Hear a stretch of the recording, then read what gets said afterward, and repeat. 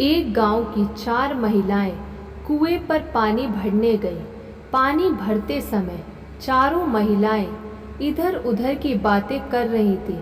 कुछ समय बात करने के बाद वह अपने बेटों की तारीफ करने लगी। पहली महिला बोली, मेरा बेटा काशी से पढ़कर आया है। वह संस्कृत विषय का विद्वान हो गया है।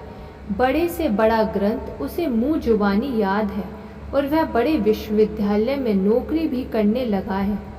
दूसरी महिला बोली, मेरे बेटे ने विज्ञान की पढ़ाई की है।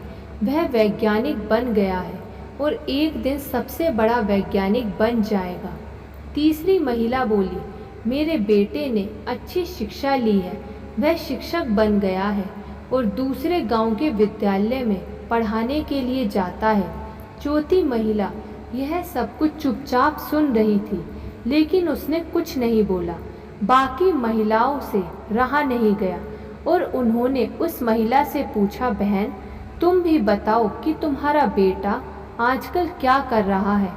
इस पर चौथी महिला ने थोड़ा संकोच करते हुए धीमी आवाज़ में कहा, मेरा बेटा पढ़ा लिखा नहीं है।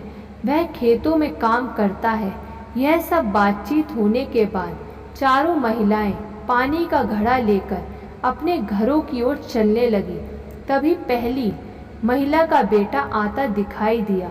उसने अपनी माँ के साथ अन्य महिलाओं को नमस्कार किया और आगे चला गया।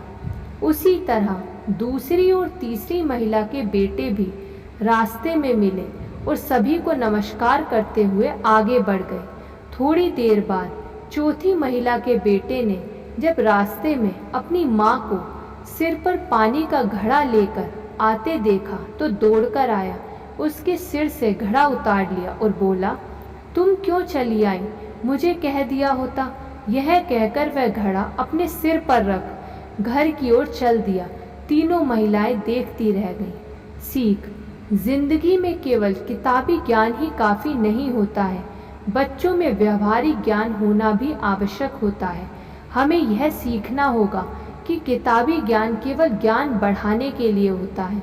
उस ज्ञान का उपयोग हमें इस दुनिया में ही करना है, तो हमें इस दुनिया के तौर तरीके और व्यवहार सीखने होंगे।